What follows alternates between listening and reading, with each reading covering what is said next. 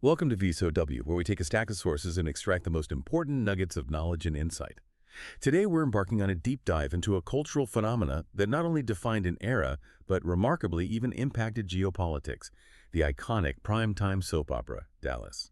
You've provided us with a truly fascinating collection of articles, interviews, and discussions about this groundbreaking show. We have sources covering everything from its initial modest run to its highly anticipated reboot, and, most surprisingly, its profound and often unexpected global influence. Our mission for this deep dive is to meticulously unpack Dallas's unique and enduring appeal, analyze its truly groundbreaking storytelling innovations, and trace the lasting mark it left on the landscape of television and, indeed, on the world itself. Indeed. We'll be exploring how Dallas didn't just entertain, but fundamentally revolutionized the way television shows were produced and consumed, setting new benchmarks for serialized drama. We'll delve into the intricate psychological depths of its unforgettable characters, especially J.R. Ewing, and critically examine its unforeseen socio-political footprint. What's truly fascinating here is how deeply and unexpectedly it resonated with audiences far beyond the United States, transforming not just primetime television, but inadvertently shaping perceptions and even contributing to shifts in real-world dynamics. It's a rich tapestry woven from American popular culture, offering profound insights into the subtle yet immense power of media. Okay, let's unpack this from the beginning, because Dallas didn't exactly burst onto the scene with a monumental splash. Its journey began quite modestly, not as an immediate network tentpole, but as a 5-episode miniseries. Right. This initial limited run aired on CBS in April of 1978. What's striking is that despite receiving what were broadly noted as poor reviews from critics at the time, this brief series quickly captivated viewers. It found an audience fast. Yeah, by the end of its short initial run, it had already garnered surprisingly high ratings, impressively landing itself in the top 10 shows on television. Yeah. This early, albeit quiet, success was the absolutely critical stepping stone. It laid the unassuming foundation for something much, much bigger than anyone could have initially anticipated, truly paving the way for the cultural phenomenon. And the central premise, as thoughtfully articulated by the Museum of Broadcast Communications, was a particularly shrewd choice for its era, expertly leveraging a timeless narrative structure. It adopted the classic Romeo and Juliet conflict, but ingeniously updated and relocated it to the compelling modern-day backdrop of Texas wealth and power. Right, that whole Ewing versus Barnes dynamic. Exactly. This core dramatic tension pitted Pamela Barnes from the long-suffering and often scorned Barnes family against Bobby Ewing, representing the powerful and seemingly untouchable Ewing clan. These two young lovers found themselves tragically caught in the bitter, long-standing feud between their elders.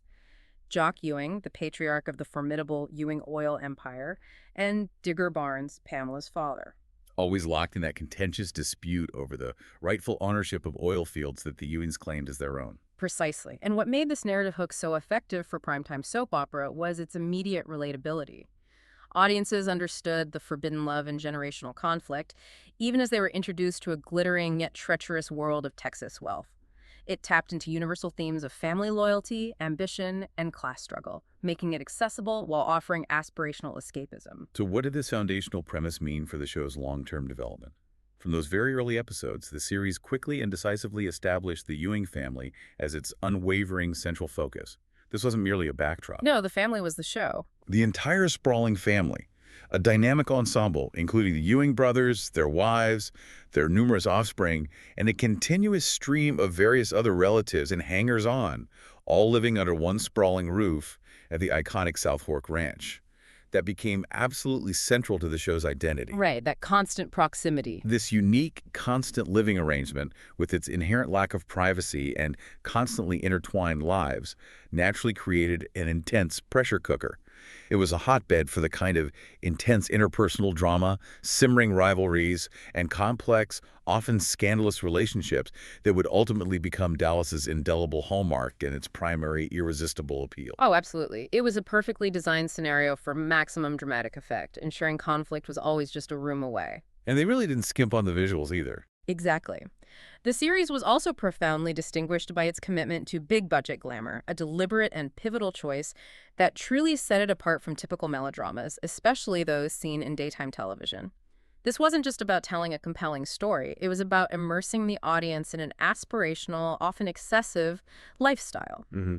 The show spared no expense in its visual presentation, featuring high-fashion wardrobes that became style statements in themselves, richly furnished home and office interiors that exuded opulence and power. And those location shots were key too, right? Crucially, yes, Yeah. exteriors shot on location in the Dallas area, lending an air of authenticity to its lavish setting.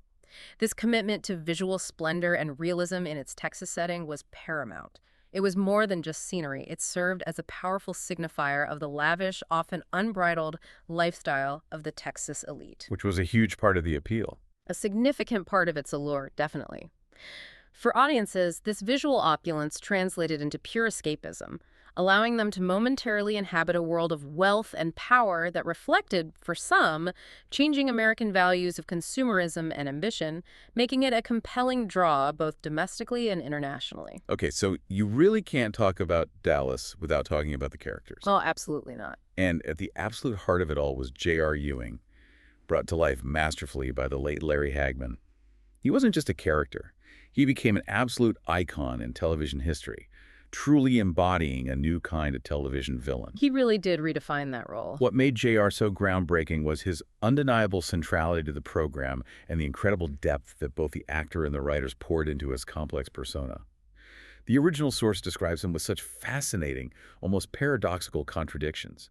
He was abusive to his alcoholic wife Sue Ellen, ruthless and underhanded with his nemesis Cliff Barnes, and indeed with virtually any other challenger to the Ewing oil empire. Just utterly ruthless in business. Yet, at the same time, he was paradoxically a loyal son to Miss Ellie and Jock, and a devoted father to his son and heir John Ross. That complexity was key, wasn't it?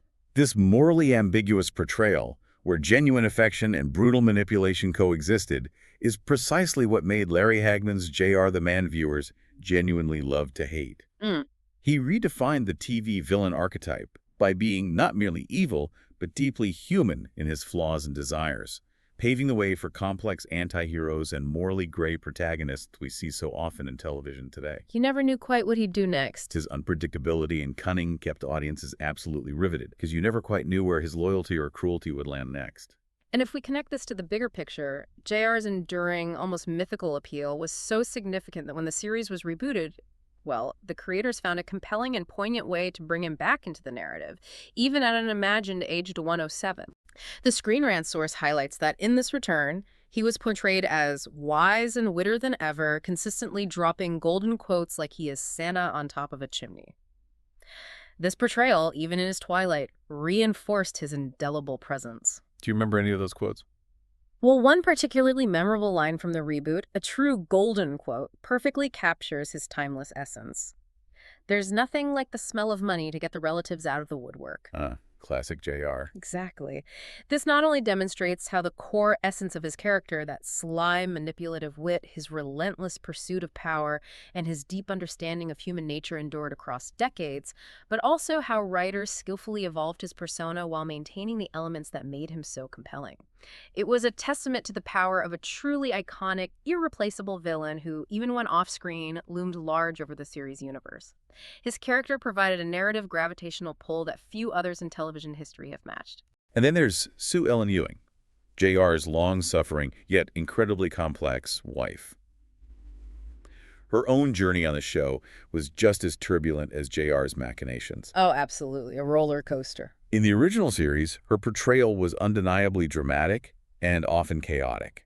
She was consistently depicted as often drunk and wild, her struggles with alcoholism a central, heart-wrenching part of her storyline. It was quite raw for prime time back then. It really was. The drama escalated to truly shocking heights, leading to the infamous moment where she even notoriously shot her husband. It's an unbelievable moment. And later threatened to blackmail him by leaking footage of his own tumultuous and crazy life.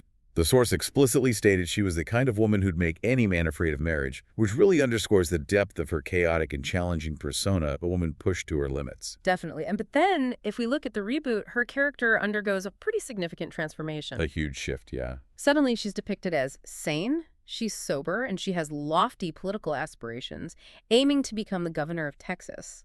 She's also portrayed as empowering other women in the notoriously male-dominated oil sector, actively helping them achieve their career dreams. It's truly a stark contrast, an almost unbelievable shift from her original chaotic self, transforming from victim to political powerhouse. Which raises a truly important question about character development versus audience expectation, particularly in the context of long-running beloved serials.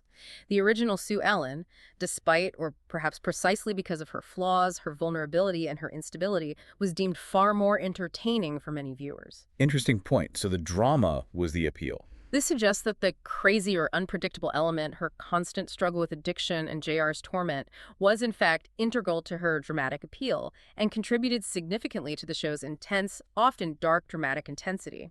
Her character explored themes of female agency, or lack thereof, within a patriarchal structure, resonating with a deeper societal understanding of the challenges women faced. And Miss Ellie, the matriarch. Similarly, the matriarch, Miss Ellie, whose role was notably played by both Barbara Bel Geddes and for a season by Donna Reed, was a wonderfully complex figure.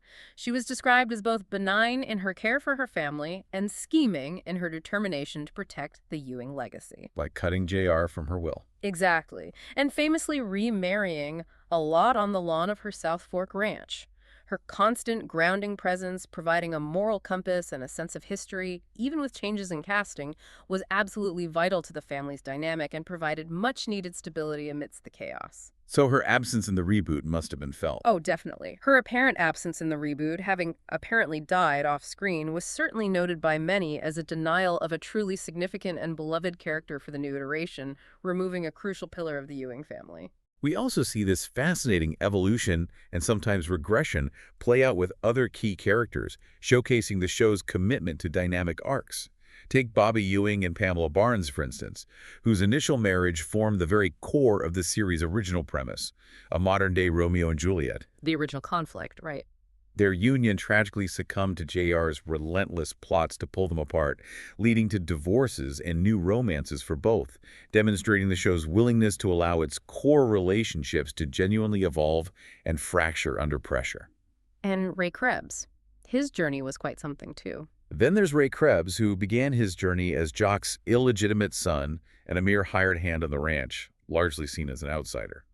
Over the course of the series, Ray impressively rose through the ranks, becoming an independent rancher and ultimately proving himself indispensable to the Ewing clan, despite maintaining a degree of emotional separation from them. Even young Lucy had her moments. Oh yes, even young Lucy, with her raunchy exploits and frequent entanglements, contributed significantly to the complex, often scandalous, web of relationships. What's crucial to understand is that the show, as noted, wasn't afraid to delve into the complicated stuff of daytime melodrama, themes like adultery, addiction, power struggles, and family secrets. But it always felt bigger, grander. Exactly. It always did so with the elevated production values and big-budget glamour characteristic of primetime television. This meant that while the plots might have been familiar to soap opera fans, the cinematic scope, lavish sets, high fashion, and location shooting truly elevated these tropes, allowing for a broader, more impactful, and more visually aspirational exploration of these intricate character arcs and their dramatic ramifications. It really did turn domestic squabbles into grand operatic battles. Okay, let's shift gears a bit. This is where it gets really interesting, right?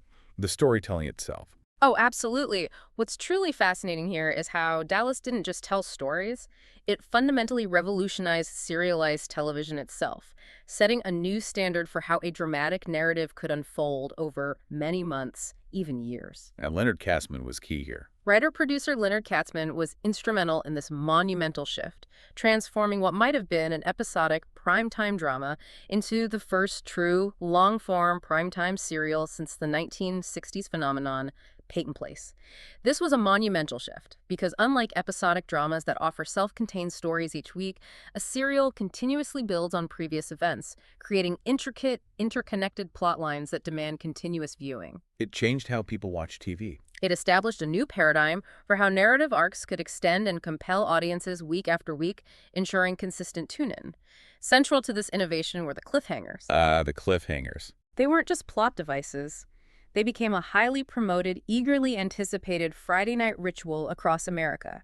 They transformed television viewing into a communal, suspenseful event, fostering water cooler conversations and national speculation. And the prime example of this, of course, is the iconic Who Shot JR storyline. The ultimate cliffhanger. This cliffhanger, which dramatically concluded the 1980 season with JR left shot on his office floor, sparked an unprecedented national and even international obsession.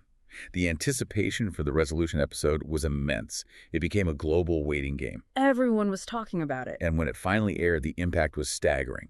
It broke ratings records, with an astounding 76% of all American televisions in use tuned to Dallas. 76%, just incredible numbers. This wasn't just a plot device. It was a bona fide cultural event that truly reverberated throughout popular culture. Its influence extended far beyond Dallas, inspiring countless other TV shows for decades to come, with many adopting similar Who Shot plot lines or other dramatic, season-ending twists. It really did. It fundamentally changed how television shows marketed themselves and how audiences engaged with serialized narratives, proving that sustained mystery could lead to unparalleled viewership.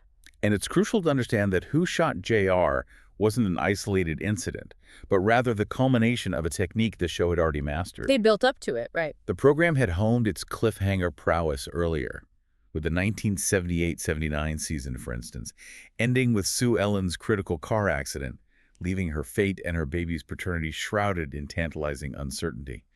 These dramatic, unresolved endings became the show's undeniable signature. Mm-hmm.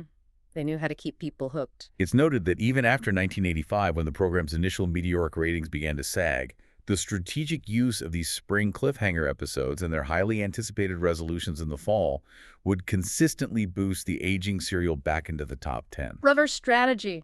The Screen Rant source praises the original for its marvelous cliffhangers, highlighting another truly shocking example. Pam's infamous awakening to discover an entire prior season, including Bobby's death and her subsequent relationship, was merely a dream. Ah, the dream season. Extremely controversial.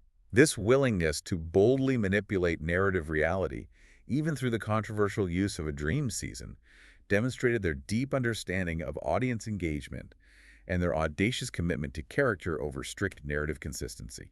It was a risky move. Hugely risky, but one that cemented their reputation for shocking twists. This raises an important question about how shows of this magnitude, particularly with such a strong ensemble cast, handle actor departures, especially when they involve core, foundational characters. Yeah, that's always tricky. Dallas demonstrated truly remarkable adaptability and creativity in this regard.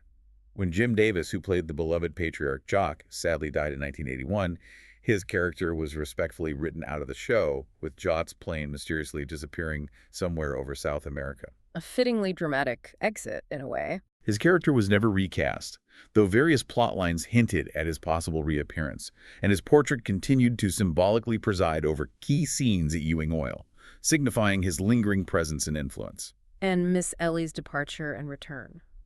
Similarly, Barbara Bel Geddes, the beloved Miss Ellie, asked to be relieved from her contract for health reasons in 1984. Donna Reed stepped into the role for one season, fulfilling the matriarchal duties, only to be removed when Bel Geddes was persuaded to return, a testament to her deep connection with the character and audience. Wow, that must have been interesting behind the scenes. Oh, I bet. Perhaps most famously, when Patrick Duffy, who played Bobby, requested to leave, his character was killed off in a shocking car accident during the 1985-86 season finale. I remember that. It felt so final. Yet, when Duffy wanted back on the show, Bobby was miraculously resurrected, with the entire prior season, including his death, Pam's grief, and JR's machinations being retconned as Pam's dream. Retconned. Right, retroactive continuity, wiping the slate clean. This willingness to reset established reality, however controversial, speaks volumes about the show's commitment to its core characters and their perceived indispensability, even at the expense of strict narrative consistency. A bold move that drew both immense fan acceptance, thrilled to have Bobby back, and some criticism for its disregard for previous storylines. And even Linda Gray's exit as an independent movie mogul whose final act of vengeance was to produce a painfully accurate film about JR, highlights this creative flexibility, allowing characters to exit with their own dramatic flair and lasting impact. Okay, let's unpack this fascinating and quite unexpected aspect of Dallas's influence.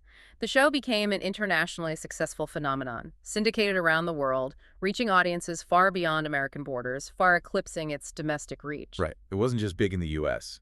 But its impact in certain places went far beyond mere entertainment. it led to some truly surprising sociopolitical consequences, particularly behind the Iron Curtain during the Cold War. It became an accidental yet potent tool of cultural diplomacy. Here's where it gets really interesting. The U.S. TV show Dallas is alleged to have helped partially hasten the downfall of communist Romania during the Cold War. That's quite a claim. It is, but the narrative supporting it is incredibly compelling. Romanian President Nicolae Ceausescu, in what turned out to be a massive miscalculation, actually allowed Dallas's airing in the 1980s. He genuinely believed that the show would be perceived as anti-capitalistic, thinking it would expose the decadent excesses and moral failings of the West to his citizens, thereby reinforcing their communist ideology. But that's not what happened at all. No, this strategy spectacularly backfired on the regime. Instead of being repulsed by the Ewing's greed and moral compromises, Romanian citizens began to actively desired and sought the luxurious lifestyle of the American elite seen in the show, finding it far more appealing and aspirational than the drab realities of their own lives under communism. It became a window into an entirely different world, one they suddenly longed for. Exactly. The sheer, almost mundane display of wealth and abundance that was commonplace in Dallas, things that we take for granted, like every family seemingly having a refrigerator, a telephone, a car, was utterly mind-blowing to audiences accustomed to severe scarcity, rationing, and strict control under the communist regime. Things we wouldn't even notice. Exactly. For them, it wasn't just about luxury, it was about basic material comforts that were utterly unattainable. One Reddit user shared a particularly poignant story of a Romanian orphan who, having only seen America through the lens of Dallas, genuinely thought all Americans lived in mansions like on the show. Wow. Consequently, this child was very disappointed to find out his adoptive parents lived in an apartment. Another account from a political science professor noted the profound disconnect. Imagine you thought Dallas was real life and tried to build your country around that. It really highlights how that perceived reality, however exaggerated, became a powerful, unintended counter-narrative to state propaganda. Absolutely. The show exposed the profound gap between the ideologically mandated austerity and the aspirational material comforts of the West, inadvertently fueling discontent. And this phenomenon wasn't unique to Dallas or Romania. It connects to similar historical anecdotes that underline the power of depicting everyday comforts in challenging ideological narratives. The Soviet Union, for example, allowed the showing of John Steinbeck's The Grapes of Wrath, intending to expose the misery of American workers during the Depression, highlighting the supposed failures of capitalism. But again, it backfired. However, viewers were astonished and somewhat amazed that even the most dispossessed of America's rural proletariat were shown driving automobiles, a luxury far beyond the reach of many Soviet citizens at the time who were often without private vehicles. Just seeing a car was aspirational? Similarly, a well-known story recounts Boris Yeltsin's visit to an American supermarket in 1989. He was reportedly amazed by the sheer variety and abundance of goods on display, particularly the endless aisles of various food products. He reportedly stated that if their people saw it, there would be a revolution. Incredible. These examples profoundly illustrate how the everyday material comforts casually depicted in Dallas, without any explicit political messaging, spoke volumes. They were powerful enough to inadvertently challenge entrenched ideological beliefs and spark a desire for change by revealing a hidden prosperity. And the response from regimes attempting to control this exposure was equally fascinating, as dramatically seen in Saudi Arabia. Right. The censorship there was intense. There, every Dallas episode was meticulously censored to remove all scenes which had kissing, all male-female hugging also, and critically, all drinking of alcohol scenes were also cut out. So what was left? This aggressive censorship resulted in Disjointed. Shows that were often only 10 to 15 minutes long, making the narrative incredibly difficult to follow, riddled with inexplicable jumps and missing context. But people knew it was censored, right? Oh, absolutely. Yet audiences were acutely aware it was censored. This awareness, coupled with the inherent curiosity about Western life and the forbidden content, fueled a vibrant black market for VHS tapes of uncensored content. So it actually made them want it more. Exactly. This inadvertently created even more intrigue and a stronger desire for the very content the authorities sought to suppress, highlighting the futility of such blunt censorship in a world of burgeoning information exchange. It demonstrated that even heavily edited glimpses of an aspirational lifestyle could spark immense curiosity and a hunger for more. This raises an important question about the fundamental effectiveness of media control, especially when the content itself is not explicitly political.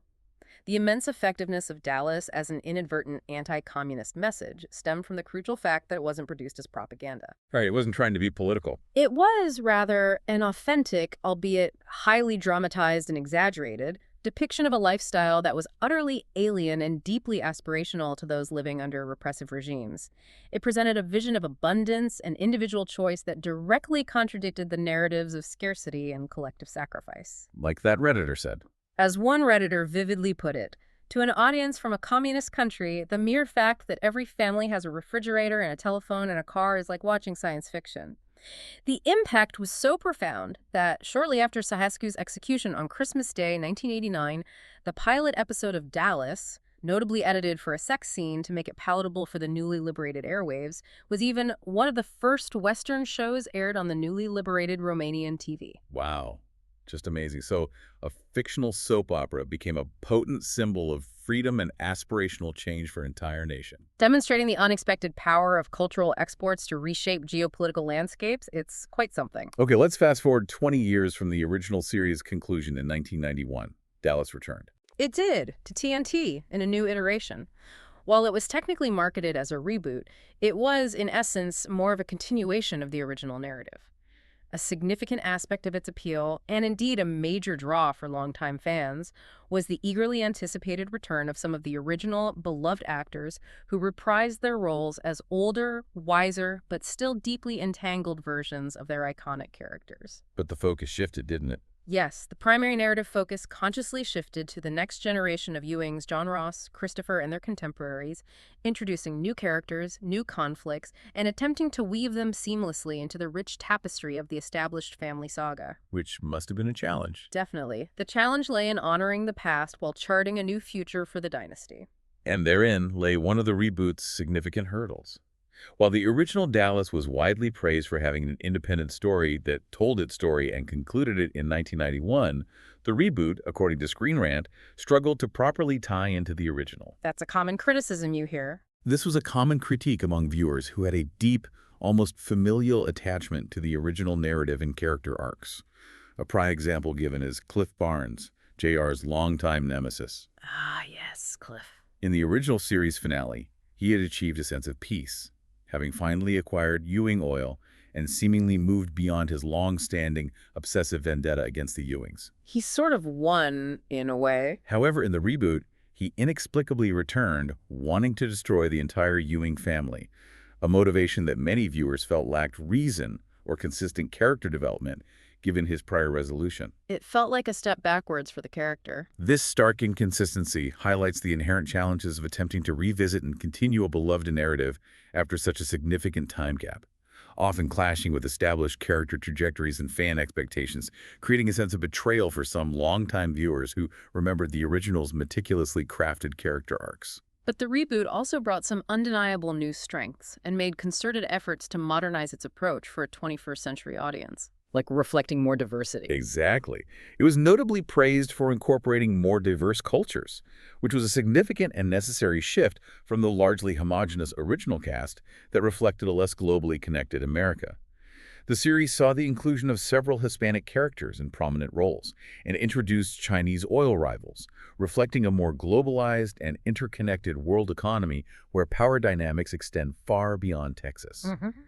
Furthermore, a specific example of this cultural integration was JR's son, John Ross, being assisted in his oil ventures by the grown child of a Mexican maid who was now a scientist. That's interesting.